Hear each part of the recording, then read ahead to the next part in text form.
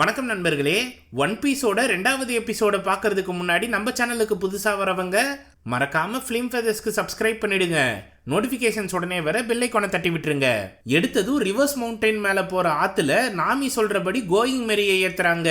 உசாப்பு கப்பல் திரும்பாதபடி பார்த்துக்கிறாங்க. மற்றவங்கெல்லாம் கையில் கிடைச்சதை கெட்டியாக பிடிச்சிக்கிட்டு இருக்கும்போது லூஃபி மட்டும் முன்னாடி உட்காந்து ஜாலியாக இந்த பயணத்தை என்ஜாய் பண்ணுறான். அப்போ இந்த வழியா வந்த ஏகப்பட்ட கப்பல்கள் செதஞ்சு போயிருக்கிறத பாக்குறாங்க. அதனால சைட்ல இருக்க பாறைகள்ல முட்டி மோதாம போறாங்க. அப்போ உசப்பால கப்பலை கட்டுப்படுத்துற கட்டைய சரியா பிடிக்க முடியல. உடனே ஜோரோவும் சாஞ்சியும் துணைக்கு வராங்க. 2 பேரும் முழு பலத்தை காட்டும் போது அந்த கட்டையே உடஞ்சிருது. இப்போ கப்பலை எப்படி திருப்புறதுன்னு நாம யோசிக்கும் போது லூஃபி அவனோட டெவில் ஃப்ரூட் சக்தியை பயன்படுத்தி கையை நீளமா நீட்டி பாறைகள் மேல மோதாம கப்பலை திருப்பி விடுறான். அப்போ ஜோரோ, சாஞ்சி, உசாப்பு இவங்க 3 பேரும் சேர்ந்து பாய்மரங்களை விரிக்கிறாங்க. அதை பயன்படுத்தி கஷ்டப்பட்டு கப்பலை மலைக்கு மேல கொண்டு வந்துடுறாங்க. அப்போ நாமி முன்னாடி வந்து லூஃபி கூட சேர்ந்து கிராண்ட் லைனை பார்த்து சந்தோஷப்படுறா. அங்கிருந்து கீழே இறங்கும் போது முழு வேகத்துல கப்பல் போகுது. அப்போ மலை அடிவாரத்துல மிகப்பெரிய திமிங்கலம் வாயை பொழந்துகிட்டு இருக்கு. அதோட நெத்தி பகுதி ஃபுல்லா காயங்களா இருக்கு. உடனே லூஃபி அதை தடுக்கிறதுக்கு அவனோட சக்தியை பயன்படுத்தி முன்னாடி போகும்போது திமிங்கலம் அந்த கப்பலையே முழுங்கிடுது. அப்பதான் கலவரமான டைட்டில் கார்டே போடுறாங்க. கொஞ்ச நேரத்திலேயே மயக்கம் தெளிஞ்சு எந்திரிச்ச லூஃபி அவன் கூட இருந்தவங்களை காணும்னதும் மலைக்கு கீழே எட்டி பார்க்கறான். அங்க இருந்த மாபெரும் திமிங்கலம் அந்த மலையை கண்டமேனிக்கு முட்டிக்கிட்டே இருக்கு. அதை அடிச்சு வாய்க்குள்ள இருந்த அவனோட நண்பர்களை காப்பாத்தலாம்னு பார்த்தாலும் முடியல. என்னடா பண்றதுன்னு புலம்பிக்கிட்டு இருக்கும்போது அங்க இருந்த ஒரு தாத்தா பெரிய சைஸ் மயக்க ஊசியை துப்பாக்கியால சுட்டு அந்த திமிங்கலத்தை மட்டை பண்ணிடுறாரு. அவர்கிட்ட போய், தாத்தா யார் நீங்க, என்ன நடக்குதுங்க? அந்த திமிங்கலத்து வாயில என்னோட நண்பர்கள் மாட்டிக்கிட்டு இருக்காங்க, அவங்களை எப்படி காப்பாத்துறதுன்னு கேட்கறான் லூஃபி. தம்பி, என்னோட பேரு கிராக்கஸ். அந்த திமிங்கலம் ரெட் லைனை உடச்சிக்கிட்டு அந்த பக்கமா போகணும்னு முயற்சி பண்ணுது. ஆனா சத்தியமா அதால முடியாதுன்னு எனக்கு தெரியும். அதுக்கு புரிய மாட்டேன்தே. அப்புறம் உன் நண்பர்களோட கதி அவ்வளவுதான். தேவையில்லாம அவங்கள காப்பாத்தணும்னு யோசிக்காதன்னு சொல்லிட்டு போறாரு. அவங்கள பத்தி உங்களுக்கு தெரியாது, சல்லீசியா பொழைச்சிட்டு மேல வருவானுங்கன்னு சொல்றான் லூஃபி. அதே சமயம் திமிங்கலத்துக்குள்ள கப்பலோட மாட்டின மற்றவங்கெல்லாம் என்ன பண்றதுன்னு புரியாம முழிச்சுக்கிட்டு இருக்கும்போது உன்னோட மேப்ல இந்த திமிங்கலத்தை பத்தி எதுவும் போடலையான்னு கேட்கறான் ஜோரோ. இதை பத்தி நான் கேள்விப்பட்டது கிடையாது. இப்போ நம்ம கப்பலை திருப்புற கட்டையை சரி பண்ணணும், அதுக்கு என்ன பண்றதுன்னு யோசிங்கன்னு சொல்றான் நாமி. அப்போ சுத்தி செதஞ்சு போன கப்பல்களை கவனிச்சு அதுல இருந்து அந்த கருவியை எடுப்போம்னு சொல்றான் சாஞ்சி. அப்போ நீயும் உசாப்பும் போய் அதை எடுங்கன்னு சொல்றான் நாமி. அப்படின்னா திமிங்கலத்து வாயை திறக்க வைக்கிறது ஏன் பொறுப்புன்னு சொல்லிட்டு போறான் ஜோரோ. இது இப்படி இருக்க லோகு டவுன்ல ஸ்மோக்கரு லூஃபியை தேடி கிளம்பலாம்னு ஆயத்தமா இருக்காரு. அப்போ வைஸ் அட்மிரலான கார்ப் என்ட்ரி கொடுக்குறாரு. இவ்வளோ பெரிய தலைக்கு இந்த சின்ன தீவுல என்ன வேலைன்னு கேட்கிறாரு ஸ்மோக்கரு. நான் உங்ககிட்ட கொஞ்சம் தனியா பேசணும்னு கார்ப்பு சொல்ல பக்கத்திலேயே நின்றுட்டு இருந்த கோபியும் ஹெல்மெப்போவும் நாங்க என்ன பண்றதுன்னு கேட்குறாங்க. டஷிகி இந்த ஊரை உங்களுக்கு சுத்தி காட்டுவா, அவங்க கூட போங்க, நான் கார்ப்பு கூட தனியா பேசுறேன்னு சொல்றாரு ஸ்மோக்கரு. அந்த பக்கம் கிராக்கஸ் கதவை முடிட்டு உள்ள போய் உக்காந்தாலும் கதவை பேத்துக்கிட்டு வரான் லூஃபி. அந்த திமிங்கலத்துக்குள்ள இருந்து என்னோட நண்பர்களை காப்பாத்துங்கன்னு விடாப்பிடியா கேட்டுக்கிட்டே இருக்கான். உன்னோட பிடிவாத குணத்தை பார்க்கும்போது எனக்கு தெரிஞ்ச ஒருத்தர் தான் ஞாபகத்துக்கு வராரு. அது வேற யாரும் இல்ல, கோல்டி ராஜர் தான். ஏன்னா இவரும் கோல்டி ராஜரோட குழுவுல டாக்டரா இருந்தாரு. அதை பத்தி இன்னும் இந்த சீரீஸ்ல சொல்ல, நான் உங்களுக்கு சொல்லிடுறேன். சரி, கதைக்கு வருவோம். லபூன் உள்ள மாட்டின உன்னோட நண்பர்களை நான் காப்பாத்துறேன்னு சொல்றாரு கிராக்கஸ். அந்த திமிங்கலத்துக்கு நீங்க பேர்லாம் வச்சிருக்கீங்களா?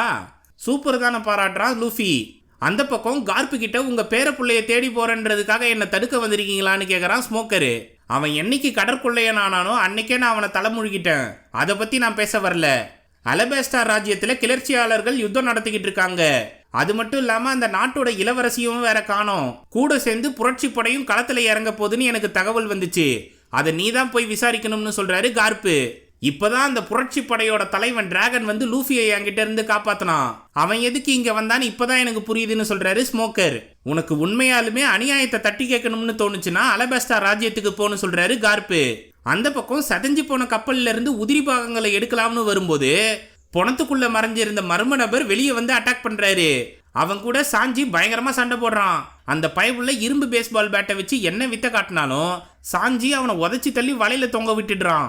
அப்போ நாங்க உங்களோட கப்பலை கைப்பற்றி இங்க இருந்து தப்பிச்சு போவோம்னு சொல்றான். அதை கேட்ட உசாப்பு இவன் கூட வேற யாரோ இருக்காங்கப்பான்னு சொல்றான். சரின்னு அந்த உதிரி பாகத்தை எடுத்துக்கிட்டு இவனையும் தூக்கிட்டு கப்பலுக்கு வராங்க 2 பேரும். அப்போ ஜோரோ பெரிய சைஸ் துடுப்புகளை ஒன்னா கட்டி அதை ஆயுதமா மாத்தி திமிங்கலத்தை தாக்கி அதோட வாயை திறக்க வைக்கலாம்னு சொல்லிட்டு போறான். அந்த சமயம் நீல கலர் முடியுள்ள ஒருத்தி நாமியை தாக்குறா. அவளை சமாளிக்க நாமி கஷ்டப்படும் போது அவ கூட வந்த ஒருத்தனை சாஞ்சி தூக்கிட்டு வரான். உடனே உசாப்பு உண்டிகோலை காட்டி அவளை மிரட்டினதும் அமைதியா நின்னுடுறா. இங்க என்ன நடக்குதுன்னே தெரியாம வந்த ஜோரோ ஒன்னும் புரியாம முழிச்சுக்கிட்டு இருக்கான். இது இப்படி இருக்க வெளியே குரோக்கஸ் மறுபடியும் மயக்க மருந்த ரெடி பண்ணிக்கிட்டு இருக்கும்போது அந்த லபூன் எதுக்காக மலையில மோதிக்கிட்டு இருக்கு, உங்களோட செல்ல பிராணியா அதுன்னு கேள்வி மேல கேள்வி கேட்டுக்கிட்டு இருக்கான் லூஃபி. ரொம்ப வருஷத்துக்கு முன்னாடி நான் செஞ்ச சத்தியத்துக்கு கட்டுப்பட்டு தான் இதை கவனிச்சுக்கிட்டு இருக்கேன்னு பிளாஷ்பேக்கை சொல்ல ஆரம்பிக்கிறாரு குரோக்கஸ் தாத்தா. இங்க இருக்க லைட் ஹவுஸ்ல நான் நிம்மதியா வாழ்ந்துகிட்டு இருக்கும்போது ரம்பர் பைரேட்ஸ்ன்ற குழு வந்தாங்க. அவங்க கூட ஒரு குட்டி திமிங்கலமும் இருந்துச்சு. அது மேல அந்த குழுல இருந்த எல்லாருமே அளவு கடந்த பாசம் வச்சிருந்தாங்க. அப்போ அவங்கள சந்திச்சு நான் பேசும்போது எங்க கப்பலை சரி பண்ற வரைக்கும் நாங்க இங்க தங்கிக்கிறோம், அதுக்காக காசு இல்ல சாப்பாடு எதனா தேவைன்னா சொல்லுங்க நாங்க தரோம்னு சொன்னாங்க. அது எல்லாமே என்கிட்ட நிறைய இருக்கு, எனக்கு எதுவும் வேணாம்னு நான் சொன்னேன். சரி உங்களுக்கு நல்ல சரக்கு வேணும்னா சொல்லுங்க நாங்க அதை தரோம்னு சொன்னாங்க. அந்த டீலுக்கு ஒத்துக்கிட்டு கேப்டன் கூட உட்காந்து நான் சரக்கு போடும்போது தான் இந்த திமிங்கலத்தை உங்க கூட சேர்ந்து கிராண்ட் லைனுக்கு கூட்டிட்டு போனீங்கன்னா நிச்சயமா அதால தாக்கு பிடிக்க முடியாது, சீ கிங்ஸ் கிட்ட சிக்கி சின்ன பின்னமாவது உறுதினு சொன்னாரு குரோக்கஸ்.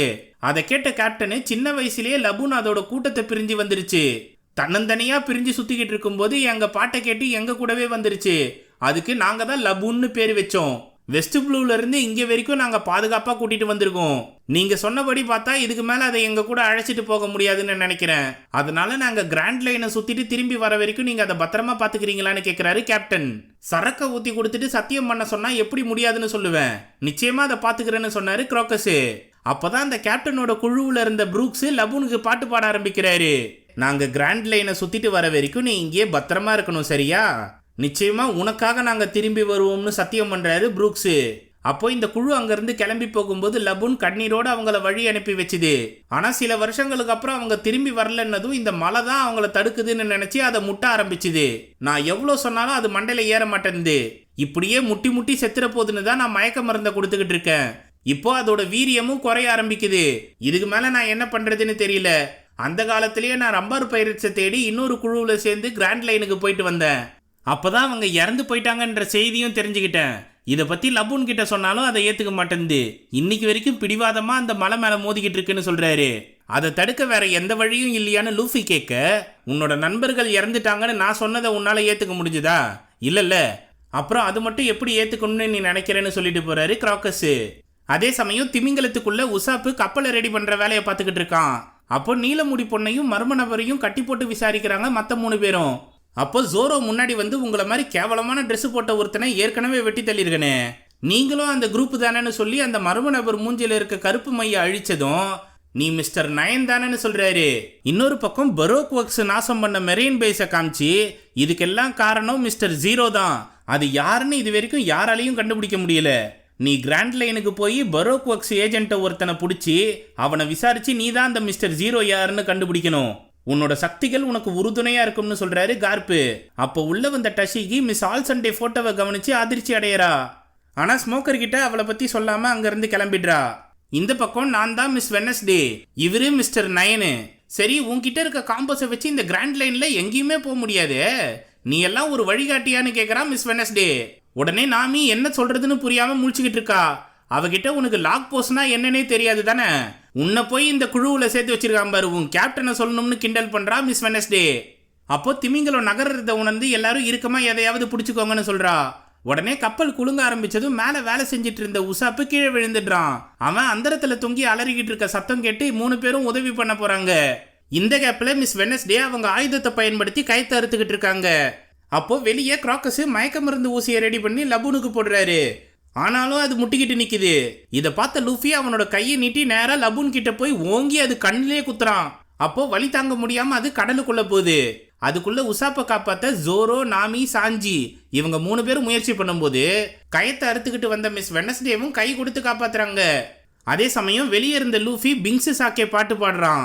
அதை கேட்ட லபுன்னு மேலே வருது. அதுகிட்ட உன்னோட பழைய நண்பர்கள் வேணா விட்டு போயிருக்கலாம், ஆனா நான் அப்படி கிடையாது, என்னோட நண்பர்களையும் சேர்த்து உனக்கு புது நண்பர்கள் கிடைச்சிருக்காங்கன்னு சந்தோஷப்படுன்னு சொல்றான். இதை கேட்டு லபூனும் குரோக்கஸும் கண் கலங்குறாங்க. அப்போ லபூன் கிட்ட என்னோட நண்பர்களை வெளியே விடுன்னு சொல்றான் லூஃபி. உடனே அது வாயை திறந்து கப்பலை வெளியேத்துது.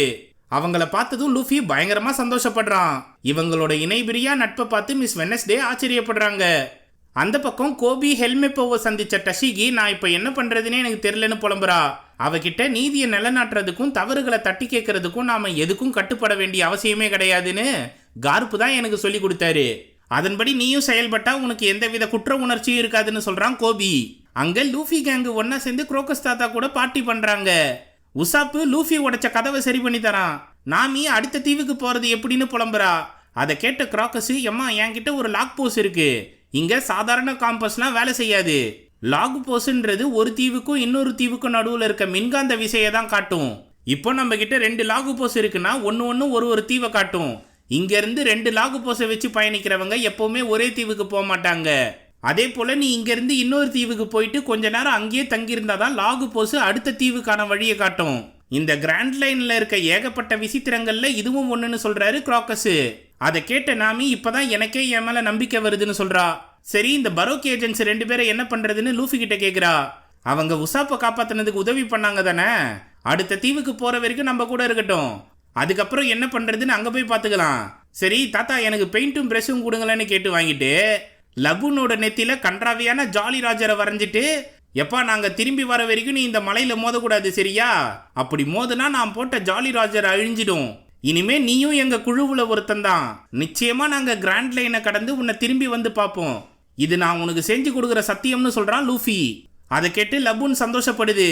இன்னொரு பக்கம் டஷிகியை லோகு டவுன்லேயே விட்டு கிளம்புறேன்னு சொல்றாரு ஸ்மோக்கரு.